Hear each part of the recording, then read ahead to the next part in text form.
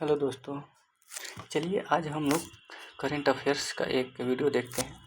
चलिए प्रश्न शुरू करते हैं। तो देखिए, हाल ही में डिजिटल थ्रेट रिपोर्ट 2024 के अनुसार भारत में साइबर खतरों के लिए किसे एक थ्रेट के रूप में चिन्हित किया गया है। देखिए उत्तर हो जाएगा क्रिप्टो करेंसी। देखिए ये जो रिपोर्ट जारी किया गया है डिजिटल थ्रेट रिपोर्ट 2024, इसमें साइबर खतरों को एक नया थ्रेट के रूप में चिन्हित किया गया है। इसमें देखा जाए तो डीप फेक और एआई जनरेटेड जो कंटेंट है, ये घुसपैठ के लिए शक्तिशाली उपकरण विशेष रूप से सोशल इंजीनियरिंग हमलों के रूप में पहचान की गई है इसकी। तो ये उत्तर हो जाएगा क्रिप्टो करेंसी। अगला प्रश्न है कि हाल ही में सुप्रीम कोर्ट में जस्टिस जेबी पारदीवाला और आर महादेवन ने किस राज्य के राज्यपाल द्वारा 10 लंबित विधेयकों पर मंजूरी रोकने के फैसले को अवैध रूप से और कानूनी रूप से गलत करार देते हुए खारिज कर दिया है। ये उसका उत्तर हो जाएगा तमिलनाडु। देखिए तमिलनाडु के जो राज्यपाल हैं RN रवि, इन्होंने 10 लंबित जो विधेयक थे उसमें मंजूरी को रोक लिया था। इसी फैसले को अवैध और कानूनी रूप से सुप्रीम कोर्ट के जो जस्टिस जेबी पारदीवाला है और आर महादेवन है, इसको अवैध इन्होंने करार दे दिया था। और सर्वोच्च न्यायालय ने ये जो राष्ट्रपति को राज्यपाल द्वारा जो विचार करने के लिए आरक्षित विधेयक जो होते हैं उसके लिए समय सीमा निर्धारित कर दी और इसको 3 महीना जो है कहा गया कि 3 महीने के भीतर राष्ट्रपति को कोई ना कोई डिसीजन लेना होगा। हालांकि राष्ट्रपति जी ने आर्टिकल 143 के तहत 14 प्रश्न सर्वोच्च न्यायालय से पूछे हैं इसी के संबंध में। आगे देखते हैं कि क्या डिसीजन आता है। चलिए अगला प्रश्न है कि हाल ही में गुजरात राज्य के किस उत्पाद को GI टैग प्रदान किया गया है। तो अमलसाड चीकू, ठीक है। ये जो फल है या जो उत्पाद है ये गुजरात के नवसारी जिला में एक गांव का ये उत्पाद है। चलिए अगला प्रश्न देखते हैं कि हाल ही में देश के वित्त मंत्री निर्मला सीतारमण द्वारा कौन सा पोर्टल जारी किया गया है। तो इसका उत्तर हो जाएगा नीति NCAR राज्य आर्थिक मंच, ये उसका उत्तर हो जाएगा।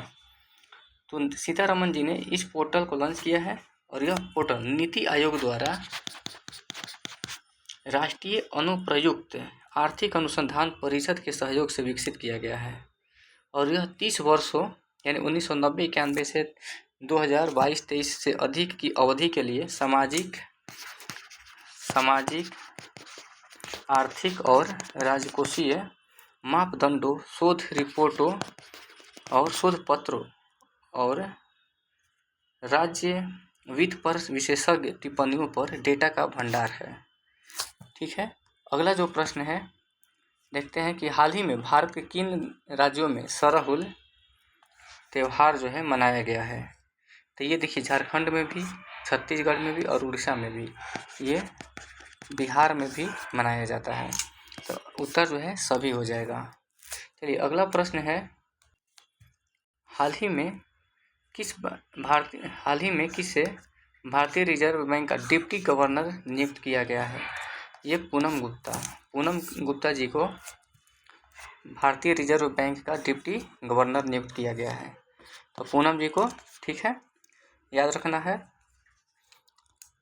अगला प्रश्न है कि प्रधानमंत्री नरेंद्र मोदी ने तमिलनाडु के किस ब्रिज पर भारत के पहले वर्टिकल लिफ्ट रेलवे समुद्री पुल का उद्घाटन किया है। तो पंबन ब्रिज। अच्छा, पंबन ब्रिज के बारे में अगर देखा जाए तो ये स्टेनलेस स्टील से बना है, स्टेनलेस स्टील, और इसको सुदृढ़ीकरण और पॉलीसिलोक्सेन पेंट से निर्मित किया गया है ताकि जो है समुद्री परिस्थितियों का सामना कर सके।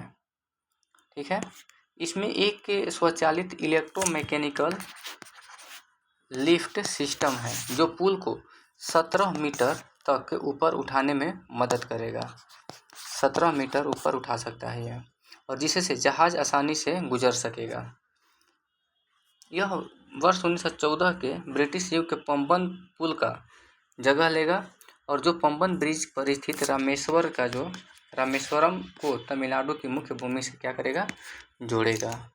ठीक है, अगला प्रश्न जो है देखते हैं कि ग्लोबल इलेक्ट्रिसिटी रिव्यू के अनुसार भारत किस देश को पीछे छोड़ते हुए पवन और सौर ऊर्जा में बिजली का उत्पादन करने वाला दुनिया का तीसरा सबसे बड़ा देश बन गया है।